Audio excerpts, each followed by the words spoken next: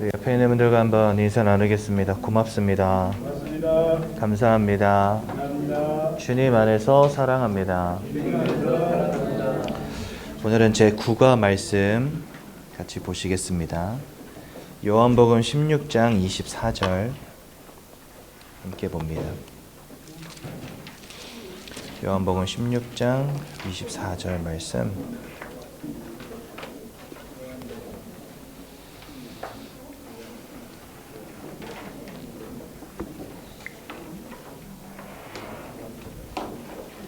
요한복음 16장 24절 말씀 같이 보겠습니다.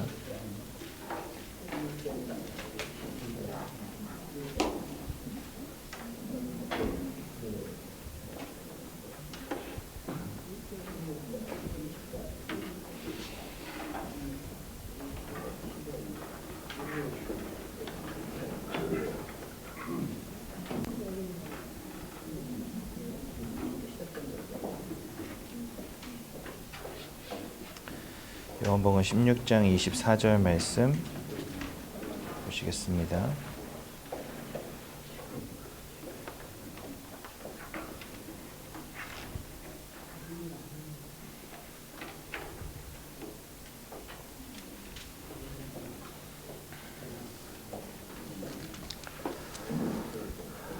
요한복음 16장 24절 천천히 찾아보십시오.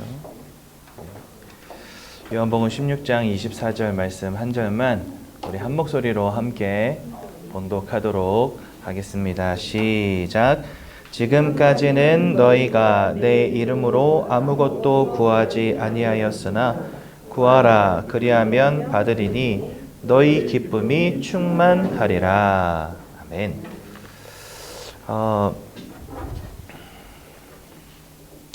성경 마태복음 12장 43절과 44절에 보면 이런 말씀이 나옵니다. 제가 한번 읽어드릴게요. 더러운 귀신이 사람에게서 나갔을 때에 물 없는 곳으로 다니며 쉬기를 구하되 쉴 곳을 얻지 못하고 이에 이르되 내가 나온 집으로 돌아가리라 하고 와 보니 그 집이 비고 청소되고 수리되었거늘. 24절에 보니까 그 집이 비고 청소되고 수리되었거늘 이렇게 말씀하고 있죠. 여러분들 지금 전 세계를 움직이는 경제를 움직이는 전 세계 경제를 움직이는 그런 대기업들이 프로그램으로 모든 직원들을 참여시키고 있는 것 중에 하나가 뭐냐면 바로 이것입니다. 명상. 여러분들 그 애플 창시자가 지금은 고인이 되셨지만 스티븐 잡스라는 분 아시죠? 스티븐 잡스. 이분은 이제 그 살아생전에 가장 많이 시간을 투자했던 게 뭐였냐면 바로 이거라고 합니다. 명상. 제가 얼마 전에 어떤 성도님 한 분을 만났는데 그 성도님이 저한테 약간 우려의 이야기를 하시더라고요. 뭘 이야기하시냐면 자기 아들이 미국에서 아마존에 입사를 하셨는데 얼마 전에 승진도 하고 연봉도 어마어마하다고 그러더라고요. 근데 자기는 돈 많이 벌고 성공하고 이런 것보다도 자기 아들이 지금 교회를 안 다니고 있는데 아마존에서는 명상 프로그램을 만들고 거기에 무조건 참여하게 만든다는 거예요. 그래서 자기 아들 위해서 기도 좀 많이 해달라 그렇게 저한테 이야기하시더라고요. 왜 그런지 아십니까 여러분들? 이 명상이라고 하는 것은 기본적으로 비우는 것입니다. 그냥 깊이 뭔가 나도 잊어버리고 세상도 잊어버리고 깊은 무아지경 속으로 들어가는 거 명상이라 하거든요. 오늘 읽은 성경 본문 12장 24절에 보면 나갔던 귀신이 다시 돌아와 보니까 마음이 청소되고 깨끗하게 수리가 되어 있고, 그러니까 세상은 막 비워내는 거 이거 굉장히 중요하게 여기잖아요. 근데 그것을 채워넣지 않는다면, 그것을 다른 것으로 얼른 채워넣지 않는다면 어떻게 되냐면 25절에 이에 가서 저보다 더 악한 귀신 7을 데리고 들어가서 거하니 그 사람의 나중 형편이 전보다 더욱 심하게 되느니라. 이 악한 세대가 또한 이렇게 되리라. 이렇게 말씀하십니다. 마음을 비워내는 건 참 좋은 것 같은데요. 그 나중 형편은 더 악화된다라고 성경 말씀하십니다. 그래서 그런지 몰라도요. 이 명상을 통해서 많은 사람들이 뭘 경험하고 있냐? 첫 번째, 접신을 경험하고 있다라고 합니다. 접신이 뭐냐면 귀신 들림을 말하는 거예요. 세상 말로 말하면 빙의라고 하죠. 빙의. 예. 이 명상을 깊이 하는데 이런 빙의와 같은 문제들이 생겨나는 거예요. 또 요거보다는 좀 덜하지만 예를 들어서 환청이 들린다든지 환상이 들린다든지 하는 문제들이 사람들 가운데 일어나고 있는 거예요. 그리고 마지막으로는 우울증과 같은 문제들이 나타나고 있다고 합니다. 그 우리나라에서는 요 명상을 기반으로 해가지고 하는 것 중에 뭐가 있냐면 기운동이라는 게 있거든요. 단월드라고 여러분들 아시죠? 인터넷 유튜브에 보면 이 단월드에서 각 지역에서 예를 들자면 각 지역을 담당하는 그런 지역장들이 모여가지고 단월드의 창시자와 함께 훈련하는 장면이 인터넷에 보면 나와 있거든요. 근데 거기에서 어떤 훈련을 하고 있냐? 처음에는 뭐 이렇게 앉아 있고, 그 다음에 단월드 창시자가 맨 앞에 앉아서 뭐 여러 가지 말들을 해줍니다. 근데 나중에 이게 어떠한 모양으로 점점 이제 그 세미나 혹은 그 회의 혹은 그 훈련이 나중에는 어떤 모양으로 끝나냐면 마치 무당이 구슬할 때처럼 거기 모여있는 모든 지역장들이 막 이렇게 방방 뛰면서 이러고 있는 거예요. 막 자기 가슴 막 이렇게 때리고 방방 뛰면서 소리를 이렇게 하면서. 여러분들 뭔가 기운동, 명상운동 사람들 많이 하고 있거든요, 지금요. 근데 그냥 조용히 앉아가지고 마음도 비워내고 하니까 뭔가 세상의 근심도 덜어지는 것 같고 뭔가 마음도 편해지는 것 같고 하는데, 이러한 사람들의 명상이라든지 기운동이라든지 혹은 많은 종교들이 하는 기도의 행위, 이런 것들을 할 때 사람들에게 전혀 상상도 할 수 없었던 이런 영적인 현상들이 나타나게 된다는 겁니다. 그리고 이게 왜 가능할까요, 여러분들? 왜 사람이 이런 것들을 하면 이런 영적인 현상들이 나타나게 될까요? 이게 곧 뭐를 의미하냐면 사람들은 이런 영적인 현상들을 겪을 수밖에 없는 영적 존재라는 반증이 되는 것이고요. 여러분들은 그냥 마음과 생각, 육신만 가진 존재가 아니라는 겁니다. 뭔가 깊이 심취하면 그곳에서 막 능력이 나타나기도 합니다. 여러분들, 제가 영상으로 굿하는 것들을 많이 봤고, 저는 경기도 안성 사람인데 경기도 안성에서는요 굉장히 큰 축제가 하나 있는데 그게 뭐냐면 바우더기 축제라고 있어요. 근데 이 바우더기 축제가 뭐냐면은 그 안성이 남사당으로 되게 유명하거든요. 안성 남사당패 이런 거 들어보신 적 있을 거예요. 그래가지고 저는 이제 어렸을 때 초등학교, 중학교 다닐 때는요 남사당을 무조건 배웠었어야 됐어요, 학교에서. 저는 주로 깽가리 쳤거든요. 쨍쨍 뭐 이러면서 깽가리 쳤는데, 이 바우덕이라는 사람이 아무튼 남사당에서 진짜 이름이 어마어마한, 명성이 어마어마했던 사람인데 젊은 나이에 요절했어요. 그러니까 안성시 입장에서는, 안성에 사는 사람들 입장에서 너무 안타까운 죽음인 거죠. 그래가지고 그 죽음을 기리기 위해서 바우더기 축제라는 것을 오랫동안 해왔는데, 지금은 그 바우더기 축제를 가면은 항상 뭘 하냐면은요 강신무가 와가지고 구술합니다. 그 자리에서. 강신무는 뭐냐면 이제 내림불 통해서 진짜 신을 받은 사람들 강신무라 하거든요. 이런 사람들이 와서 구술하는데, 구술할 때마다 이 사람들이 뭘 하냐면, 제가 직접 가서 봤거든요. 여기 필리핀에서 신학을 하고 안성에서 이제 전도사로 사역하면서 우리 성도님들하고 같이 바우더기 축제에 참여했다가 작두 타는 무당을 본 거예요. 근데 이분이 작두 타려고 하니까 우리 옆에 가가지고 막 기도하고 막 흑암 꺾고 막 이랬는데 결국은 작두 못하고 갔어요. 갔는데 영상이나 이런 데 보면은 작두 타는 무당들 이런 거 많이 나옵니다. 근데 이 사람들이요, 이 작두가 얼마나 날카롭냐면 세워놓은 다음에 위에서 사과를 떨어뜨리면 사과가 그냥 이렇게 반으로 쪼개져요. 그렇게 날카로운 칼날 2개를 세워놓고 거기에 맨발로 올라가서 방방 뛰는 겁니다. 근데 이 작두에 올라가기 전에 작두를 큰 사다리 위에다가 꼭대기에다 올려놓거든요. 근데 거기에 올라가기 전에 이미 칼날 위에 서야 되니까 그냥 맨 사람이 맨발로 올라가서 선다면 당연히 발을 베겠죠. 피가 나겠죠. 그래서 작두 타기 전에 뭐 하냐면 밑에서 먼저 의식을 치러요. 귀신을 몸에다 받는 의식을 먼저 치러요. 밑에서. 예, 접신을 하는 겁니다.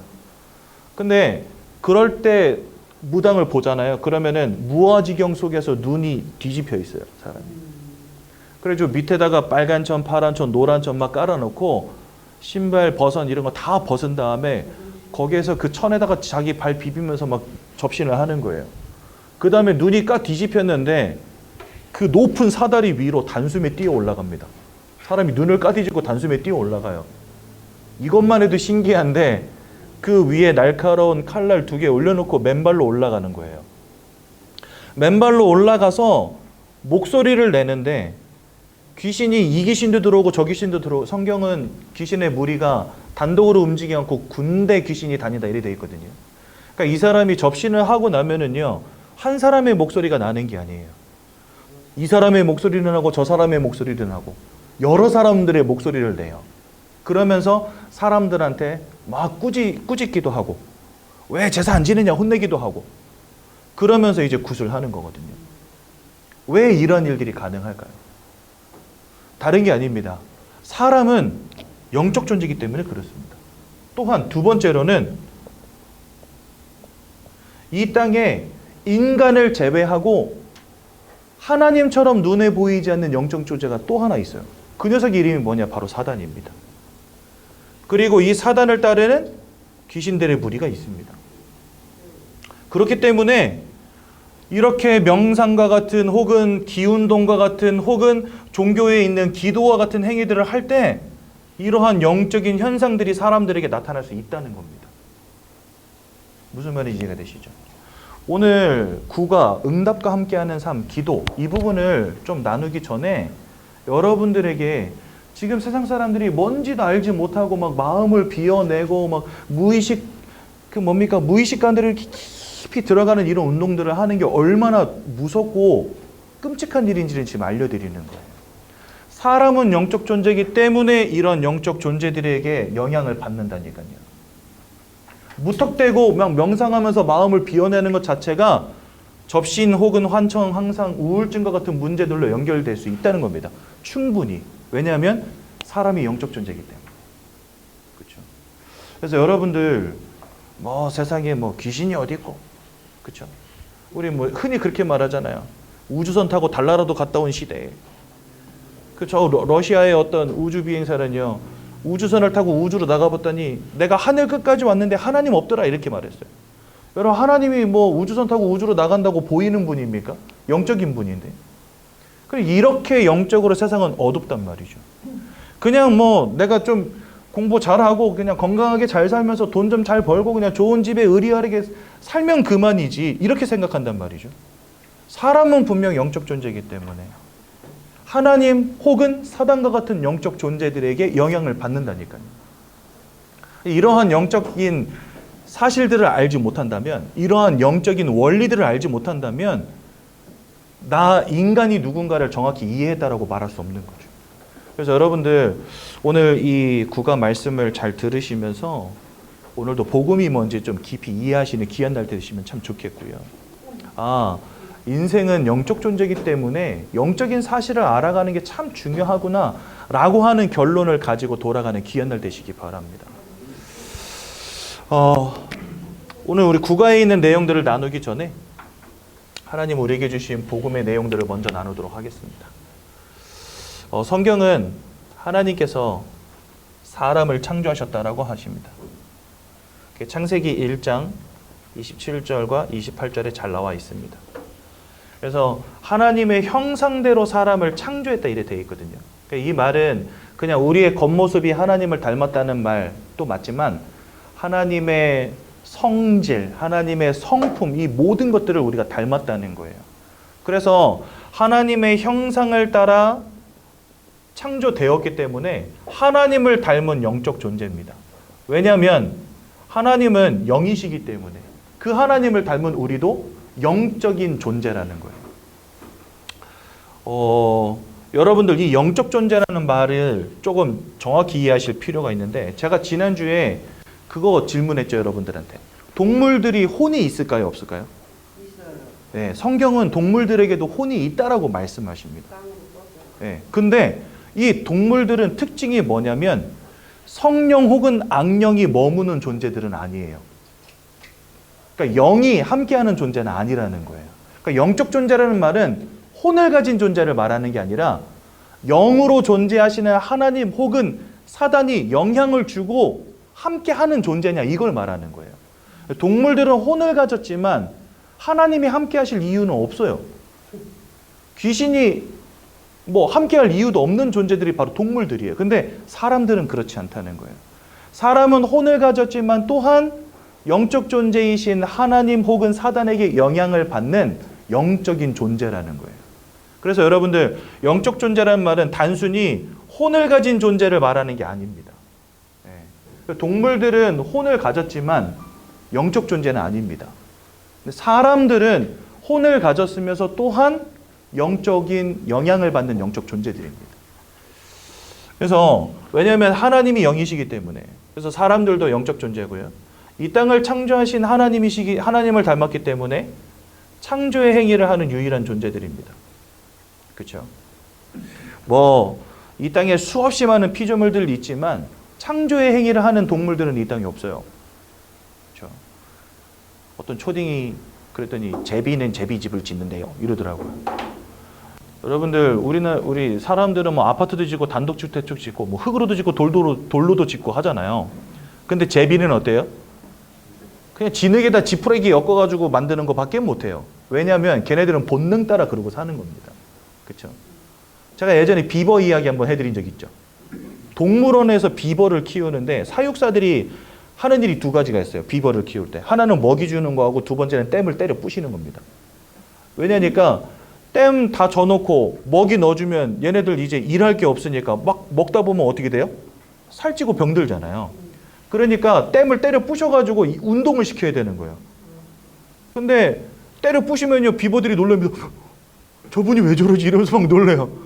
그래가지고 뭐야? 근데 다 때려 부시고 나서 사육사들이 나가면 비버들 뭐 하는지 아세요? 네, 또 다시 물고 와서 또 짖습니다. 똑같이. 그러면요, 밥 주고 시컷 먹고 쉬고 있을 때 들어가서 집도 때려 부셔요. 그러면 얘네들이 저분이 미쳤나, 왜 저러지? 이러고 있어요. 그러다가 사육사들 나가면 또 뭐예요? 또 물어와. 만약에 제가 집 졌는데 누구 와서 때려 부셨다 그러면 그 인간하고 나하고 사생 결단을 낼 건데, 비버들은 때려 부시면 또 짖고 또 짖고 또 져요. 왜 그럴까요? 걔네들은 창조가 아니에요. 그게 댐 짓는 게 창조가 아니에요. 그냥 본능 따라 사는 거지. 근데 사람은 그렇지 않습니다. 그렇죠? 저 땅속에서 시멘트를 끄집어내가지고 이 가루에다 물을 묻혀서, 그렇죠? 그걸로 건물을 올리잖아요. 안에다 철근을 넣고. 그죠? 수십 층짜리 건물을 짓는 거 아닙니까? 이 땅을 창조하신 하나님을 닮은 존재이기 때문에 창조의 능력을 가진 유일한 존재가 사람입니다. 그렇죠? 이렇게 하나님의 형상을 닮은 존재로 하나님이 특별하게 지으셨단 말이죠. 그럼 그 이유가 무엇이겠느냐 하는 것입니다. 그 이유는 하나님이 이 땅을 창조하실 때 갖고 계셨던 원리가 있습니다. 그게 뭐냐면 피조물들을 지으시고 그 피조물들에게 절대적 원리를 하나씩 주셨어요. 예를 들자면 이런 겁니다. 물고기는요, 물을 떠나서 살 수 없는 존재로 만드셨어요. 나무는 어떻습니까? 네, 땅속에다 뿌리 내리고 살아가도록. 새들은 하늘을 날아다니도록 하나님 이렇게 창조하신 겁니다. 물을 잃어버린 물고기는 더 이상 살 수 없어요. 뿌리 뽑힌 나무는 살 수 없어요. 날개 꺾인 새는요, 살 수 없는 겁니다. 그러니까 하나님이 피조물들을 지으실 때 이 피조물들에게 절대적인 원리를 하나씩 주셨다는 거죠. 그렇다면 사람에게 주신 절대적인 원리는 무엇이겠느냐 하는 것입니다. 어떤 사람은 돈이야 하겠죠. 근데 돈에 초연한 사람도 분명히 있습니다. 그렇죠? 어떤 사람은 돈 때문에 아버지도 죽이고 형제도 죽이거든요. 예전에 20년도 더 전에 미국에 유학 보내놨더니 마약에 쪄들어 살다가 한국에 들어와서 한의사 부부였던 아버지 어머니를 죽인 사람 하나 있었어요. 한상일인가 그래요, 이름이. 예. 그래, 아버지가 사라지면 아버지 돈이 다 내 거 될 거다 싶어가지고. 예. 박한상? 그래. 예, 아무튼 박한상인지 뭔지 아무튼.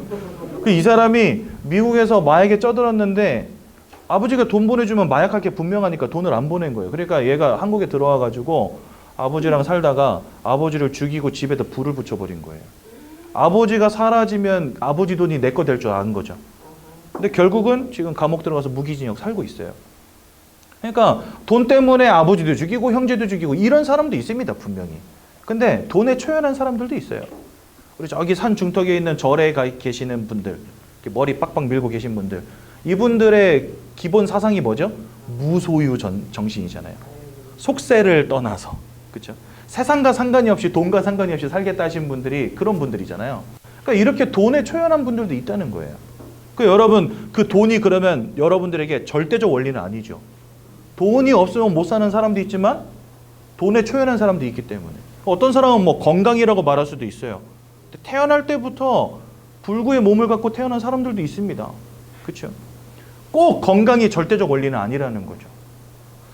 어떤 사람은 뭐 돈이 명예가 될 수도 있겠고 지식이 될 수도 있겠고 성공이 될 수도 있겠고 그러한 것들은 조건적이지 절대적이진 않다는 거예요. 어떤 사람에게는 절대적일 수 있겠지만 어떤 사람에게는 별로 중요하지 않은 문제일 수도 있거든요. 내가 생각할 때 나에게 중요한 절대적인 건 뭘까? 이것을 우리가 고민해 보는 것도 중요하겠지만 성경이 말씀하시는 처음부터 하나님이 사람을 지으셨을 때 그 사람에게 주시는 원리는 뭘까? 이거를 아는 것은 더 중요합니다. 물고기에게 물을 주신 것처럼 나무에게 땅을 주신 것처럼 사람에게 뭘 주셨겠느냐 하는 거죠. 성경은 우리에게 뭐라 말씀하시냐면 하나님이 함께하는 축복을 누리는 존재로 만드셨다라고 말씀하십니다. 그래서 영이신 하나님을 알고 하나님과 함께 되기 위해서 사람 또한 뭐 해야 돼요? 영적 존재여야만 하는 거예요. 다른 동물들이 영적 존재일 필요가 없는 이유가 뭔지 아십니까? 하나님과 함께할 이유가 없어요. 그 존재들은요. 사람을 만드실 때는 하나님과 함께하도록 창조하셨기 때문에 영이신 하나님을 알기 위해서 우리는 영적 존재여야만 하는 겁니다. 이해가 되시나요? 그래서 내가 생각할 때 나에게 필요한 게 아니라 하나님이 처음부터 사람을 지으실 때 무엇을 주셨느냐 하는 걸 말하는 거예요. 그래서 원래 사람에게는 하나님을 알고 하나님과 함께하는 축복을 누리도록 하나님 창조해 놓으셨습니다. 그러니까 우리는 태어나서 지금까지 사는 동안에 하나님이 계신지도 모르고 예수님이 계신지도 모르고 살아왔어요. 근데 여기 창세기를 조용히 읽어보면은요, 아담과 하와가 범죄하고 난 다음에 동산을 거니시는 하나님의 음성을 아담과 하와가 보고 들었다 이래 되어 있습니다. 하나님이 거니시는 것을 보고 나무 뒤에 숨습니다. 하나님의 음성을 듣고 대답도 합니다. 그거 뭐죠? 긴밀하게 하나님과 함께하는 존재들이었다는 거예요. 원래 인간은. 즉 물속에 물고기가 사는 것이 당연하듯이 사람은 하나님을 알고 하나님과 함께하는 것이 당연했던 존재라는 겁니다. 그런데 이 모든 축복을 잃어버리는 근본적 문제가 벌어지고 맙니다. 어떤 문제냐? 창세기 3장 1절에서 6절에 보면 잘 나와 있거든요. 여기에 보면 하나님을 대적하여 타락한 존재가 나옵니다. 그 이름이 바로 사단이고요. 요 사단이 아담과 하와를 속여서 뭐 짓게 만드냐?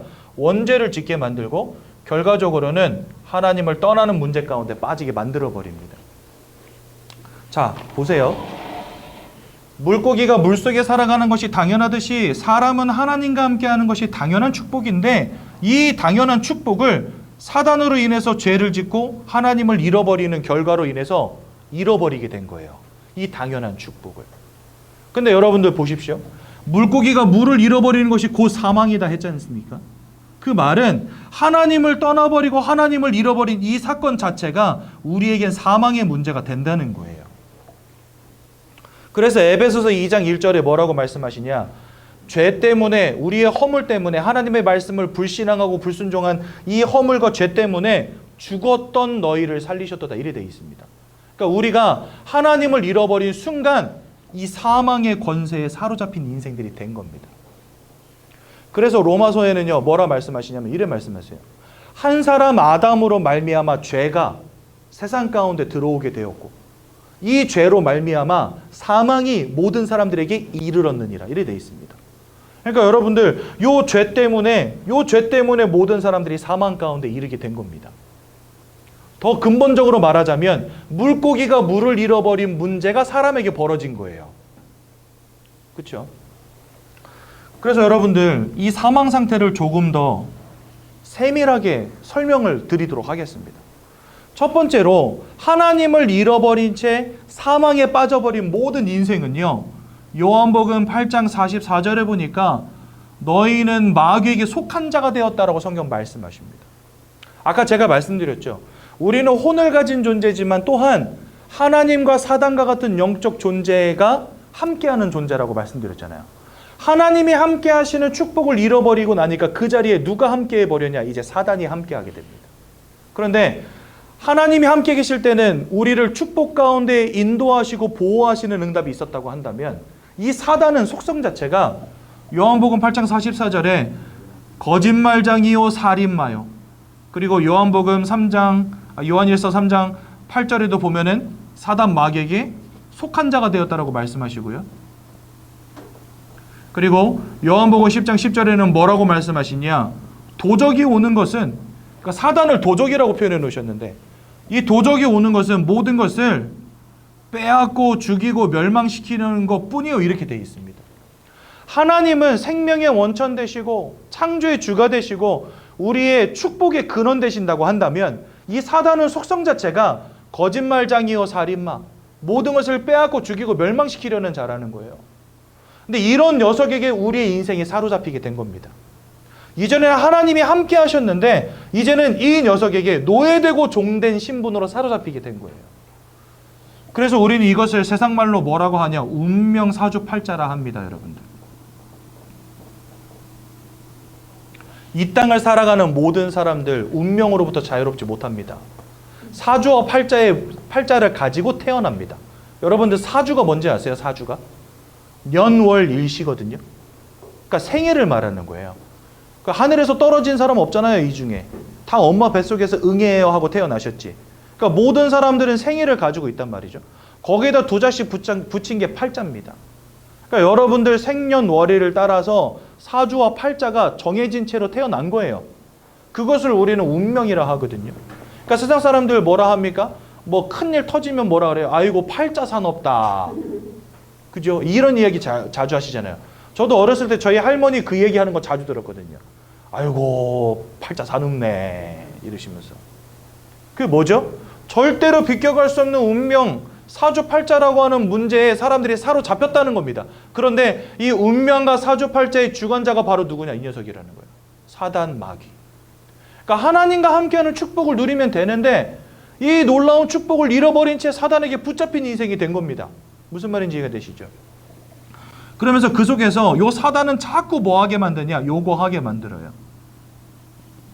여기에 이유가 있습니다. 여러분들 우상 숭배가 뭐죠? 뭔가 차려놓고 그 앞에서 절하고 빌고 막 드리고 하는 행위들을 우상 숭배를 하지 않습니까? 우리 대한민국은 막 제사, 고사 이런 거 열심히 지냈죠. 집에다 신주단지 모셔놓고 그 앞에서 늘 비는 사람도 있고 보름달 뜨면 정한수 떠놓고 그 앞에서 빌고 그렇죠?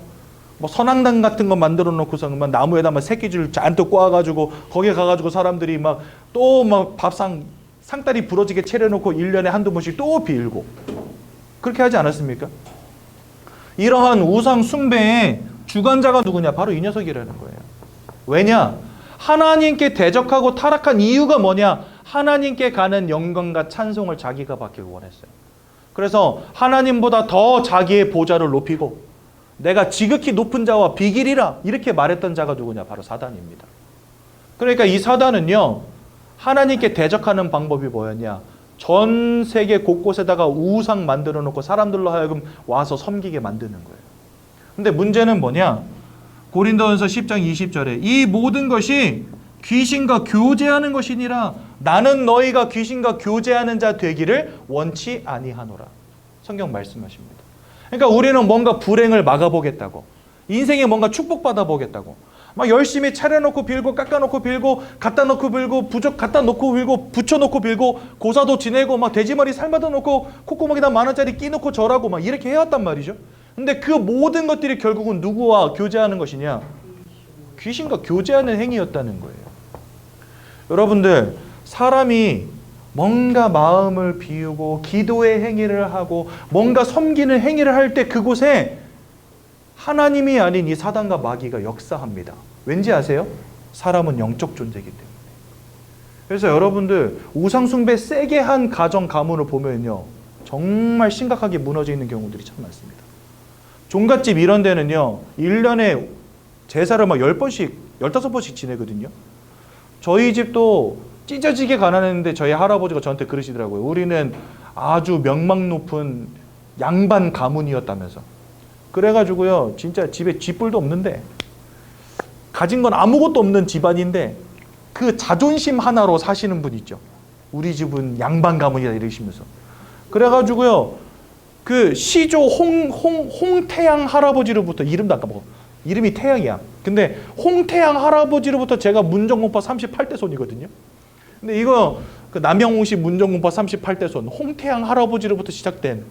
그래가지고 그 홍태양 할아버지로부터 아주 굵직굵직한 이름을 가진 어르신들의 이름을 잔뜩 적어놓은 족보가 집에 있었어요. 소가죽으로 만든 족보가. 그래가지고 두께가 이러거든요. 제가 어렸을 때 할아버지가 한 달에 한 번씩, 2달에 한 번씩 무릎에다 앉혀놓고 홍태양 할아버지로부터 38대 손 나까지 이름을 쭉 읽어주셨어요. 너는 이렇게 뼈대 있는 집안의 후손이다 이러면서. 그러니 여러분들, 제사가 얼마나 많은지 아세요? 얼굴 한 번 보지도 못했던 뭐 증조 할머니, 할아버지 이런 분들한테 맨날 제사 지내고 그랬던 게 우리 집이에요. 저희 할아버지 제사 지낼 때마다 그 제사 복이 있어요. 제사장 복이 있고, 그 다음에 머리에다 쓰는 그 뭐라 그래요 이거? 삿갓 아니고, 삿갓은 이거고, 그 아무튼 머리에 쓰는 거 있잖아요. 예, 그런 것까지 머리에다 뒤집어 쓰고 제사를 집례하셨다니까요. 그것도 항상 자정에. 저는 자다가 엄마가 깨우면 눈 비비고 일어나가지고 뭣도 모르고 절하는 거예요. 근데 피곤하니까 엎드린 채로 자. 그러면 아버지가 뒤에서 엉덩이 뻥 걷어차면 일어나고. 이러고 제사 지냈어요. 근데 참 희한하죠? 가정과 가문 막 무너지고 폭삭 주저앉는데 브레이크가 없이 무너지는 거예요. 작은 아버지들 막 다 이혼하고 막 사업 무너지고, 그 다음에 막 자녀가 태어나는데 뭡니까? 막 기형아 태어나 버리고. 그 제 사촌 동생 하나는 지금 아직도 팔이 이래요. 여자인데 얼굴에 이렇게 몽고반 점 있는데 그거는 수술을 한 5-6번 해가지고 겨우 지웠어요. 근데 여자애가 왼쪽 팔이 이렇게 굽었는데 발육이 안 돼가지고 오른쪽하고 왼쪽 팔 길이가 달라. 시집이나 가겠습니까? 머리는 좋아가지고 공부는 잘해서 공무원이거든요. 근데 팔이 이래요. 그 밑에 동생은 눈이 사시. 어디를 보는지를 모르겠어. 대화하는데 눈은 저쪽 보고 있어요. 그래가지고 이런 일들이 자꾸 벌어지는 거예요. 할아버지는 알코올 중독으로 돌아가시고, 저도 게임 중독으로 인생이 막 거의 10년 가까이 무너지고. 그러니까 가정과 가문의 우환과 질고가 끊이질 않는 거죠. 열심히 섬겼는데 안 되는 거예요. 저희 할머니가 하다 안 돼가지고 항상 승복 입고 사시고 집에서 목탁 두들기고 맨날 천수경 틀어놓고 이런 거 하셨거든요. 뭔 일 있을 때마다 스님 불러다가 고사 지내고, 무당 불러다가 푸닥거리하고, 없는 살림에 무당 불러다가 맨날 굿하고 했던 집이 저희 집이에요. 그랬는데 가정과 가문이 아무것도 안 되는 겁니다. 다 무너지는 겁니다. 그러니까 저희 할머니가 오죽하면 승복을 집어 던지고 제사상을 치워버렸어요. 되는 게 아무것도 없으니까. 여러분들, 귀신과 교제하는 것 원치 아니하신다 하나님 말씀하십니다. 왜요? 그것이 곧 멸망이고, 그것이 곧 인생의 저주가 되는 것이고, 그것이 곧 가정을 무너뜨리는 첩경이 되기 때문에, 지름길이 되기 때문에. 그 성경은 하지 말라 가르치십니다. 우리는요, 영적 존재이기 때문에 영적으로 영향받습니다. 여러분들, 내가 그냥 열심히 살고 최선을 다하면 될 것 같지요? 아니라니까요. 여러분들의 인생을 운명과 사주팔자로 사로잡은 이 사단의 역사를 우리가 어떻게 이길 거냐 말이죠. 그냥 나는 나 혼자 잘 살면 되는 줄로 여기는데 인생 마음 먹은 대로 안 되잖아요. 여러분들, 왜 그럴까요? 네, 여러분들의 인생을 운명으로 사로잡은 존재가 있다는 겁니다. 내가 원치 않는 불행과 저주와 문제를 가져다주는 영적 존재가 있다는 겁니다. 이 영적 존재가 있는데 하필이면 우리는 하나님과 함께하는 축복을 누릴 영적 존재로 지어지다 보니까 이런 영적 존재들에게 영향을 받는다는 거예요. 여러분들 누가 여러분들 계속 사랑한다 말해본다 해주십시오. 그럼 여러분들 마음이 부근해지고 기뻐지겠죠. 근데 맨날 여러분들 보다가 야, 이 못생긴 것 막 이러면서 막 놀리고 욕한다 해보세요. 그럼 여러분들 슬퍼서 우울증 걸리겠죠. 우리의 마음은요 영향받아요. 그렇죠? 날이 더워지면 땀 나고 날이 추워지면은요 몸이 오돌오돌 떨리고 우리의 육신도 영향받습니다. 많이 먹으면 살찌고 덜 먹으면 살도 빠지고 영향받는다니까요. 우리의 영혼도 마찬가지라는 거예요. 여러분들도 여러분들의 영혼은 영적으로 영향받는다는 겁니다. 어떠한 영적 배경을 가지고 있느냐가 여러분들의 영적인 축복이 될 수도 있고 혹은 영적 저주가 될 수도 있는 겁니다. 그런데 하나님과 함께하는 이 축복을 잃어버린 그 순간부터 사단 마귀에게 사로잡힌 인생이 돼버린 거예요. 사람이 마음이 무너지면 육신이 병드는 거 아시죠? 그것처럼 나에게 어떤 영적인 배경이 있느냐가 여러분들의 마음과 생각 또한 주관합니다. 사람은요 진짜 특이한 존재거든요. 여러분들 마음 어디 있습니까? 어디 있어요? 여러분들 마음 어디 있어요? 어떤 사람은 가슴에 있다 해요. 어떤 사람은 머리에 있다 합니다. 어디 있습니까? 마음 어디 있습니까? 나한테 보여주십시오. 마음 어디 있어요? 우리 집사님은 가슴에 있다, 우리 성도님은 가슴에 있다 하고 또 내 생각은 다릅니다 하시는 분 있어요? 어떤 사람은 머리에 있다 하고. 여러분 이게 왜 헷갈리는지 아세요? 어디 있는지 몰라. 그냥 마음이 나고 내가 마음인 거예요. 그렇죠? 마음 어디 있습니까? 그냥 마음이 나예요. 마음도 나고 이 살덩어리도 나예요. 분리해서 생각할 수가 없는 거예요. 어디 있다 말할 수 없는 거예요. 여러분들 우리 인생은요 마음과 육신이 아주 긴밀하게 결합된 유기체라니까요. 어디 있는지 몰라. 마음이 어디 있는지 몰라. 여러분 제가 손바닥에 있다 한들 부인하실 수 있겠습니까? 저는 마음이 손바닥에 있는 것 같아요. 여기. 에이 그건 아니지 목사님 이렇게 말씀하실 수는 있겠죠. 근거는 뭡니까? 손바닥이 아니라는 근거 없어요. 마음이 어디 있는지 모르기 때문에. 그냥 마음 자체가 나기 때문에. 그러니까 사람은 마음과 육신이 아주 긴밀하게 혼합된 존재예요. 마음이 어디 있다라고 말할 수 없다는 거죠. 그렇다 보니까 마음이 무너지면 육신도 무너지기 쉽습니다. 사람은 그래요. 그렇다면 여러분들 영혼 또한 여러분들 영혼은 어디 있습니까? 마음도 어디 있는지 모르겠는데 영혼이 어디 있는지 알게 뭐야. 그죠? 정확히 말하자면 영혼과 마음과 육신이 아주 긴밀하게 혼합된 존재가 사람입니다. 그렇죠? 분리해서 생각할 수 없는 존재. 마음이 무너지면 육신이 병드는 것처럼 우리의 영혼이 무너지면 그것 때문에 여러분들의 마음도 무너지고 삶도 무너집니다. 나의 영적 배경 속에 하나님이 계시냐 혹은 모든 것을 빼앗고 죽이고 멸망시키려는 자 사단이 있느냐 이것을 따라서 우리의 마음이 결정되는 거예요. 그래서 빌립보서 4장 6절 7절에는 이런 말씀이 있어요. 모든 지각에 뛰어난 하나님의 평강이 너희 마음과 생각을 지켜주실 것이다. 이렇게 되어 있습니다. 그러니까 우리의 마음이 여러분들 언제 평안함을 누리는지 아십니까? 펜트하우스에 살면서 통장에다 100억씩 넣어놓고 살아야 평안할 것 같죠? 아니에요. 저 강남에 사는 아주머니들 정신과 치료 받으면서요. 밤에 잠 못 자가지고 약 먹고 있고요. 우울증 약 먹고 있습니다. 남편이 돈을 그렇게 잘 벌어다 주는데. 여러분 돈으로 될 것 같죠? 아니라는 거예요. 마음을 지키는 자의 역사가 없다면 우리는 평안함을 누릴 수 없는 겁니다. 우리의 마음에 평안함을 주시는 이의 역사가 없다면 우리의 마음은 무너지는 겁니다. 그런데 그 하나님이 아닌 사단이 나의 영적 배경 속에 있단 말이죠. 어떻게 되겠습니까? 네, 마음이 병들 수밖에 없는 거예요, 여러분들. 너무나 많은 사람들의 마음과 생각이 병들어 버렸습니다. 우울증으로, 조울증으로, 노이로제로, 불면증으로, 공황장애로, 이러한 영적인 문제들로. 그 다음에 정신분열과 같은 문제. 여러분 요즘에 얼마나 많은 사람들이 이 정신문제로 고통당하고 있습니까? 세상이. 세상은 그처럼 좋아지고 있는데 얼마나 많이 좋아졌어요? 100세 시대라고 하잖아요.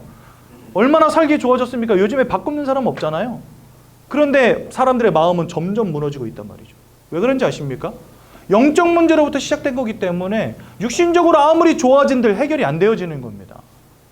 영적인 존재는 영적 문제에서부터 해방되어지지 않으면 마음의 평안함과 행복 찾을 수 없는 겁니다.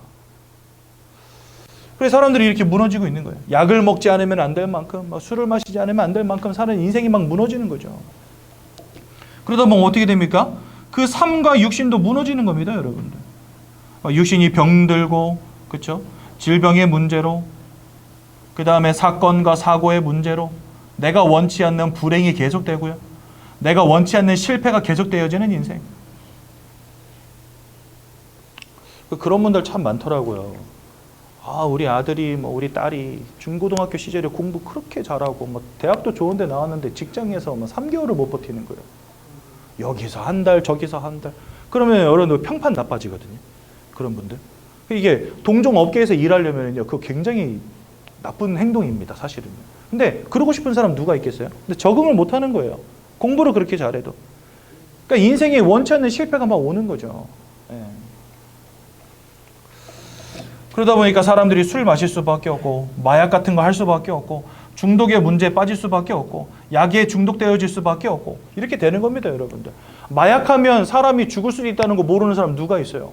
이거 하면 내가 정신문제에 빠질 수 있다는 거 모르는 사람 누가 있어요? 근데 막 주사기 꽂고 집어 였는 거예요. 왜요? 인생이 너무 피폐하고 힘드니까. 그죠? 여러분 술 계속 마신다 생각해 보세요. 몸도 축나지. 인생이 제대로 되어질 리가 없거든요. 그런데 그거 알면서도 마실 수밖에 없는 거예요. 왜요? 인생이 행복하지가 않으니까. 죽을 것 같으니까. 그렇죠?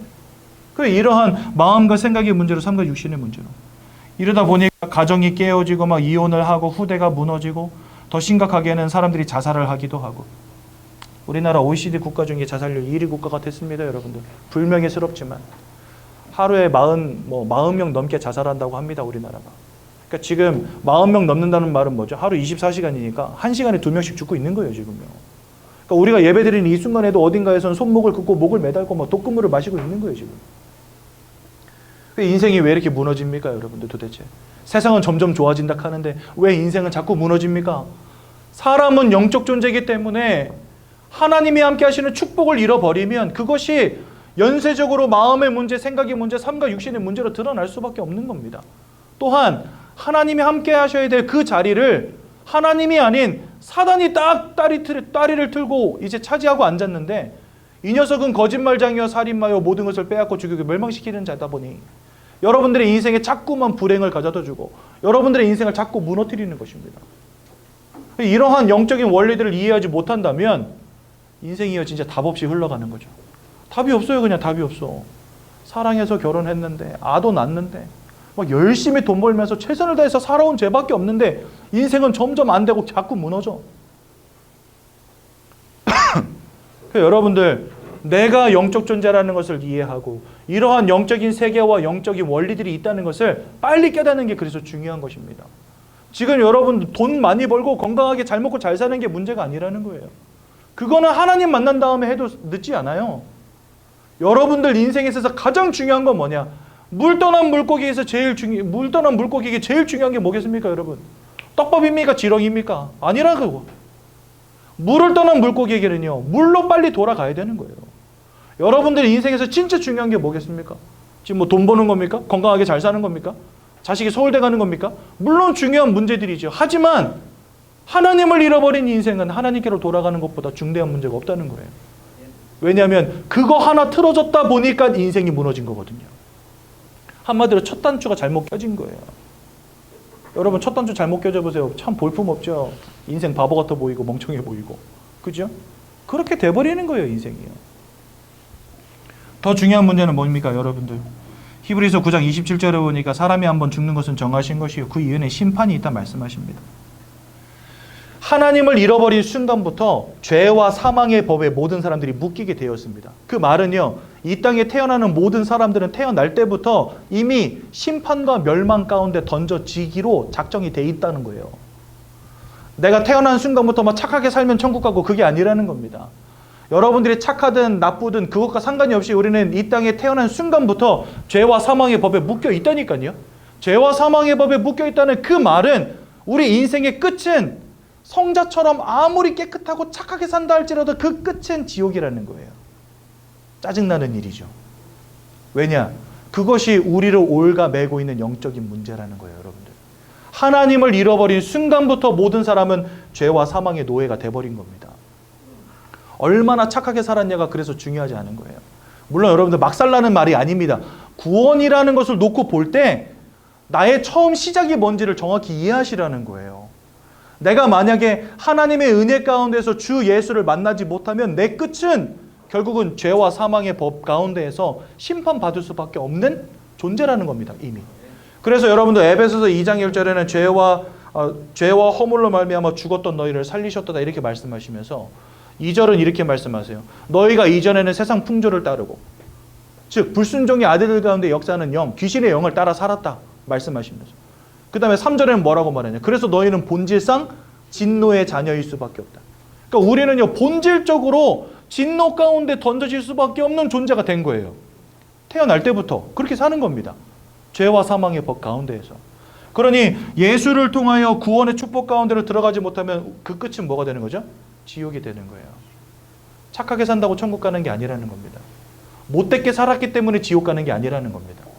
우리는 태어날 때부터 죄와 사망의 법 속에서 하나님 아버지 앞에 심판받을 수밖에 없는 본질상 진노의 자녀가 되었다는 거예요.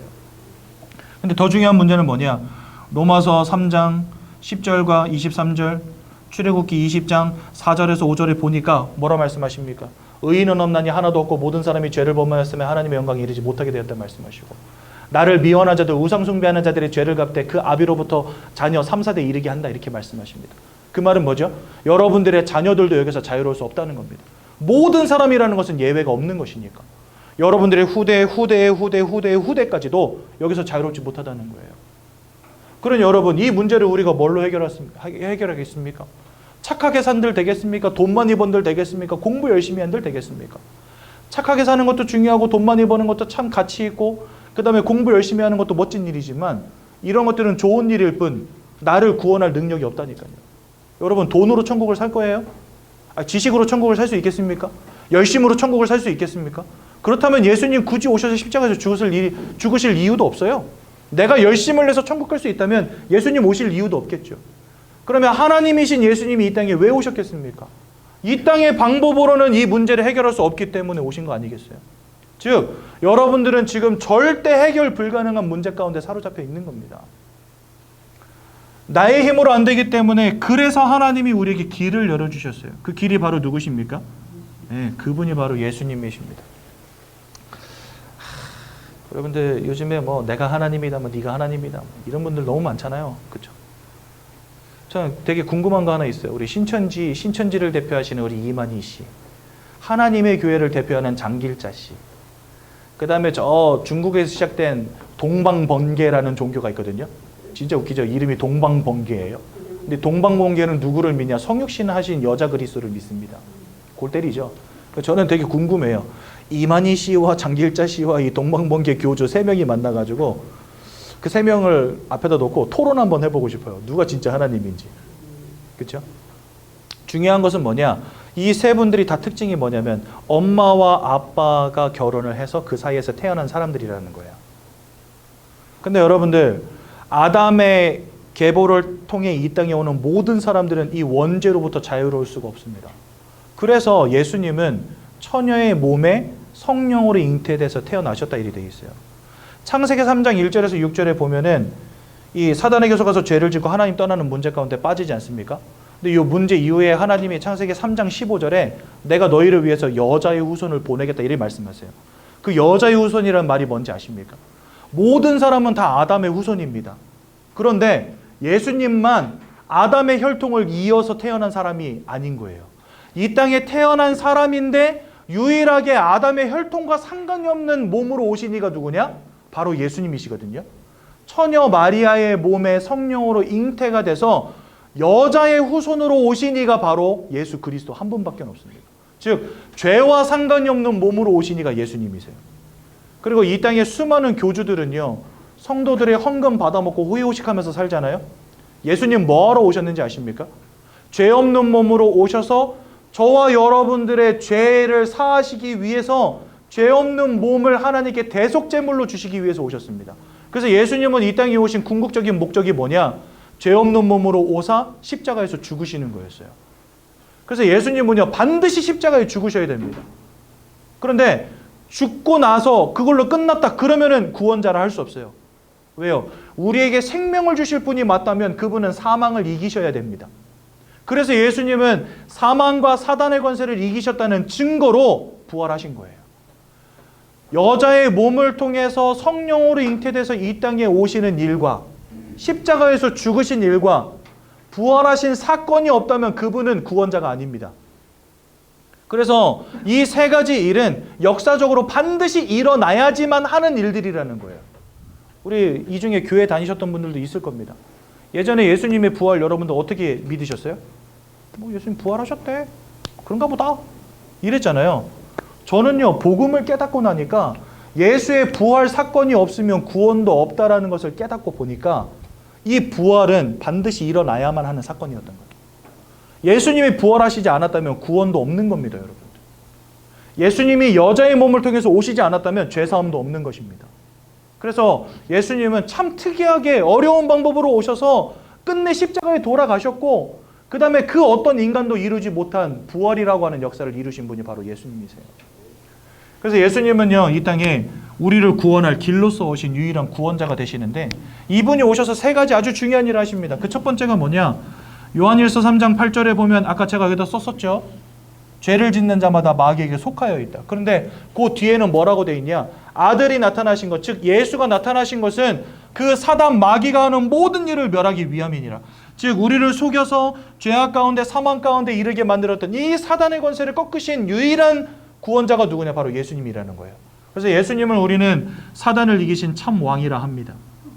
두 번째로 로마서 8장 1절에서 2절에 보니까 예수 안에 있는 자는 결코 정죄함이 없나니 이제 더 이상 죄인이 아닌 것입니다. 왜냐하면 예수 안에 있는 생명의 성령의 법이 이 죄와 사망의 법에서 우리를 해방하였기 때문이니라. 그래서 요한복음 5장 24절에서는 우리를 하나님이 사망에서 생명으로 옮겨버리셨다 이렇게 되어 있습니다. 법적으로 옮겨버리신 거예요. 이전에는 사단의 권세 아래 있었던 존재였는데 죄와 사망의 권세 아래 있었던 존재였는데 하나님이 예수를 통해서 우리를 구원하시고 법적으로 사망에서 생명으로 옮겨버리신 겁니다. 여러분들의 의지와 여러분들의 노력이 아니에요. 하나님이 여러분들을 옮기신 거예요. 그래서 여러분들 구원은 나의 열심으로 받는 것이 아니라 하나님이 선물로 주시는 것입니다. 이해가 되십니까? 그래서 예수님은요, 우리의 죄악의 문제를 끝내신 참 제사장이 되십니다. 세 번째로 요한복음 14장 6절에 보니까 내가 곧 길이요 진리요 생명이니 하나님을 떠나 방황할 수밖에 없는 오늘 인생. 예수님이 세상을 향하여 이렇게 말씀하시거든요. 목자 없는 양과 같이 유리하며 방황하는구나. 저 기진맥진한 사람들을 보시면서요. 그러면서 수고하고 무거운 진진자들아 다 내게로 오라. 마태복음 11장 38절 말씀하시잖아요. 그러니까 예수님 아시는 거죠. 모든 사람이 하나님을 잃어버린 채 사단의 역사 가운데 막 방황하고 있어요. 어떻게든 살아보려고, 어떻게든 평안함을 누려보려고, 어떻게든 성공해 보려고 막 최선을 다해서 살아가요. 근데 주님의 눈에는 그게 목자 없는 양과 같이 방황하는 것으로 보이는 거예요. 힘겨운 짐을 지고 가는 일꾼과 같이 보이는 거예요. 왜요? 이 사단의 역사 가운데 사로잡혀 있으니. 그렇죠? 성공해도 성공하기 아닌 인생. 많은 것을 벌어도 번 게 아닌 인생. 결국은 그 끝이 지옥과 심판으로 끝날 수밖에 없는 인생 보시고 목자 없는 양과 같이 유리하며 방황하는구나. 이렇게 말씀하십니다. 그런 우리에게 예수님이 길 되시고 진리 되시고 생명 되어 주셔서 나로 말미암지 않고는 아버지께로 올 자가 없느니라. 아버지께로 오는 게 왜 중요할까요? 하나님과 함께하도록 창조되어 준 우리가 하나님을 잃어버렸기 때문에 구원의 궁극적인 목적은 아버지께로 돌아가는 겁니다. 그렇죠? 즉 임마누엘의 축복 가운데로 들어가는 거예요. 그래서 그 임마누엘의 축복으로 들어가고 하나님을 만나는 유일한 방법은 길, 진리, 생명 되어진 나를 통하지 않고는 불가능하다는 겁니다. 그래서 여러분들 예수 그리스도 외에 다른 이름은 없습니다. 예수 외에 다른 길은 없습니다. 예수 외에 다른 구원자는 없습니다. 이만희 씨, 어찌 보면요 큰 단체를 일으킨 아주 뭔가 능력 있는 사람 맞거든요. 하지만 그 사람도 예수 믿지 않으면 구원받지 못할 사람일 뿐이에요. 우리에게 구원 주실 유일한 이름 예수밖에 없다는 사실. 그렇죠? 그래서 예수님은 우리에게 하나님 만나는 참 길을 여신 선지자가 되신 것입니다. 이 예수님이 2000년 전에 이 땅에 오셔서 우리를 위해서 고난당하시고 우리를 위해서 고통당하시고 우리를 위해서 십자가 지시고 우리를 위해서 생명을 내어주시고 돌아가신 지 3일 만에 부활하심으로 우리를 위한 완전한 구원을 완성하신 것입니다. 그래서 우리 예수님을 누구라고 부릅니까? 바로 그리스도라고 부르는 것입니다, 여러분들. 우리가 예수 그리스도 하잖아요. 이 그리스도라는 말의 의미가 뭐냐? 왕으로 제사장으로 선지자로 오셔서 사단의 권세, 죄악의 문제, 하나님 떠난 문제를 끝내신 분, 그게 그리스도라는 말의 의미입니다. 이 예수 그리스도를 믿고 마음에 영접할 때 여러분들 하나님의 자녀가 되는 것입니다. 더 중요하게 말하면 이 사단의 권세로부터 해방되어지는 것입니다. 운명과 사주팔자로부터 빠져나오게 되는 것입니다. 그러니 여러분, 예수님을 만나는 것은 인생의 가장 우선순위요. 돈 버는 것보다 중요한 일이 되는 것입니다. 아까 제가 아마존에서 일하는 아들내미를 둔 성도님 이야기 말씀드렸잖아요. 자기는 자기 아들이 미국에서 큰 성공을 거뒀는데 그거 하나도 부럽지가 않대요. 그거 하나도 자랑스럽지가 않대요. 물론 아들이 부모님의 도움 받지 않고도 그렇게 홀로 장성해서 잘 살아가는 것 참 대견하기도 한데 자기는 그것보다 이 명상이라고 하는 그런 것들, 세상의 문화 속에서 이 영적 신분이 바뀌어지지 않은 상태 속에서 그 인생이 무너지게 될까 봐 두렵다는 거예요. 여러분, 돈이 인생을 지켜줄 것 같습니까? 아닙니다. 성공이 인생 보장할 것 같습니까? 아닙니다, 여러분들.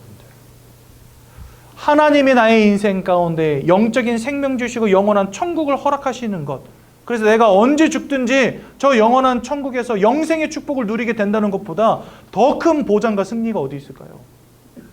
그 무엇으로도 바꿀 수 없는 게 바로 구원의 축복이거든요. 그러니까 이 성도님이 저한테 막 기도해달라 그러시더라고요. 우리 아들이 정말 복음 들을 수 있도록.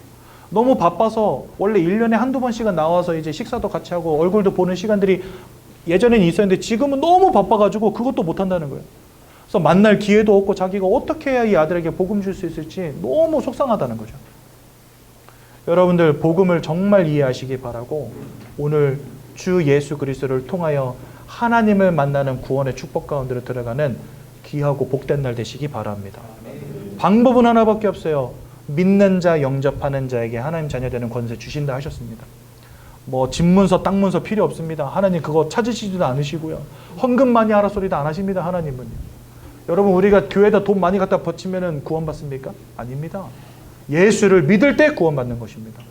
마음으로 믿고 입으로 시인할 때 구원의 축복 가운데 이르게 되는 것입니다. 오늘 그 예수를 믿고 구원의 축복 누리시기 바랍니다. 여러분들 이 양육교재 17페이지 보시면 영적 기도문이 나와 있거든요. 15페이지, 17페이지 아니고 15페이지네요. 우리 시간 이 영접 기도문을 함께 고백함으로 예수님을 우리 마음속에 영접하는 시간 갖도록 하겠습니다. 저와 여러분들이 함께 한 목소리로 함께 기도 올려드리도록 하겠습니다. 사랑의 하나님, 이제 나는 죄인인 것을 깨닫고 회개합니다. 지금까지 하나님을 떠나 사단의 지배 아래 묶여 종노릇하며 살았습니다. 그러나 예수님이 저를 위하여 십자가에서 죽으시고 3일 만에 부활하신 그리스도이심을 믿습니다. 예수 그리스도께서 하나님을 만나는 유일한 길이 되시며 사탄의 권세를 꺾으시고 모든 죄와 저주와 재앙에서 나를 해방하신 그리스도 되심을 믿습니다. 지금 이 순간 내 마음의 문을 열고 예수님을 나의 구주로, 나의 주인으로 내 마음에 영접합니다. 나를 구원해 주심을 감사드립니다. 앞으로 하나님의 말씀과 뜻대로 살겠습니다. 지금부터 일평생을 세밀히 인도해 주옵소서. 예수 그리스도 이름으로 기도합니다. 아멘. 우리 성도님들 너무 축하드리고요. 구가 내용 잠깐만 눈으로 살펴보겠습니다. 응답과 함께하는 삶 기도라는 제목이고 우리 말씀 내용 잠시만 살펴보도록 하겠습니다. 여기 보면 1번에 이렇게 되어 있죠. 불신자가 기도하면 응답되는 이유가 무엇일까요? 사람은 영적 존재이기 때문에 응답이 되는 것입니다. 불신자라 할지라도 응답이 되어집니다. 근데 여러분들 보세요. 내가 어딘가를 향해서 기도를 했는데 이게 응답이 되어진다는 것은 두 가지 의미가 있어요. 첫 번째는 내가 기도할 때 기도를 듣는 존재가 있다는 거겠죠. 그렇죠? 내가 기도를 하면 그 듣는 존재가 있어야지 나한테 응답을 줄 거 아닙니까? 그러니까 듣는 존재가 있고 또한 나에게 응답을 주는 존재가 있다는 겁니다.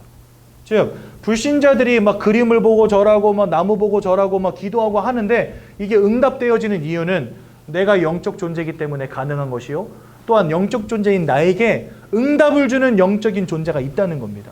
성경은 그 녀석의 이름을 사단과 귀신이라고 말하는 거죠.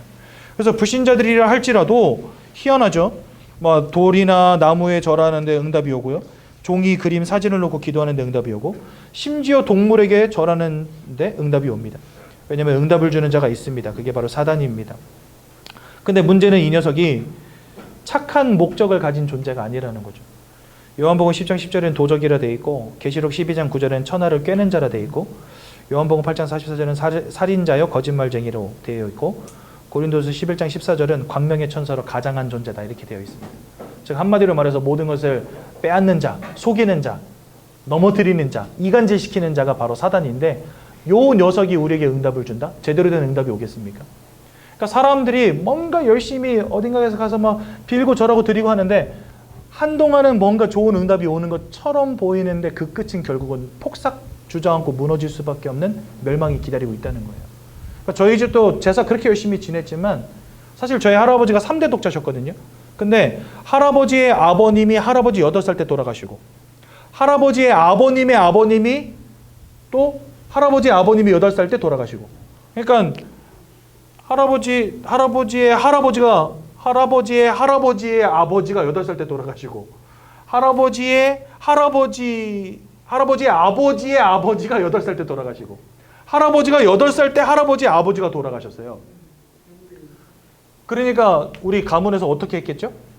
신나게 제사 지내고 막 한 겁니다. 왜요? 손이 너무 귀하니까. 근데 저희 할아버지 때 자녀를 7분을 낳으셨어요. 저희 아버님이 7형제거든요. 그러니까 나름 응답 받은 거죠. 열심히 우상숭배한 응답이 온 겁니다. 그래서 본격적으로 시작했는데 다 쫄딱 망하고 막 기형아 태어나고 난리가 난 거예요. 응답이 오는 것처럼 보이지만 결국은 멸망 가운데로 끌고 들어갑니다. 누가요? 이 사단이. 그래서 불신자들도 응답 받지만 응답 주는 자가 사단이라는 거죠. 그렇다면 여러분들 그래서 4번에 보니까 응답이 오는 것처럼 보이지만 더 큰 실패, 더 큰 고통, 더 큰 재앙이 온다. 하나님의 자녀가 기도하면 그 기도는 하나님이 들으십니다. 하나님은 우리를 축복하시며 지키시며 인도하시는 이이기 때문에 내가 기도할 때 그 기도에 축복된 응답을 주시는 것입니다. 그래서 오직 하나님의 자녀만 기도할 수 있고 예수 이름으로 기도할 때 응답된다고 오늘 성경 요한복음 16장 24절 말씀하셨죠. 또 기도하는 자에게 하나님 성령을 주신다 그랬고요. 그래서 하나님의 자녀의 기도는 역사하는 힘이 크다. 하나님이 반드시 듣고 응답하신다는 겁니다. 끝까지 인내하며 기도하면 됩니다. 그래서 결론입니다. 살아계신 하나님을 체험하는 최고의 방법이 바로 기도입니다. 만약에 하나님이 진짜 살아계셔서 나의 기도를 듣고 응답하시는 분이 맞다면 여러분도 오늘부터 기도해 보세요. 예수의 이름으로 기도해 보세요. 하나님이 듣고 응답하실 것입니다. 그래서 저는요, 기도하면서 하나님의 살아계심을 체험했어요. 내 기도를 들으시는 분이 계시구나, 또 응답하시는 분이 진짜 살아계시구나, 이거를 기도를 통해서 알게 됐어요.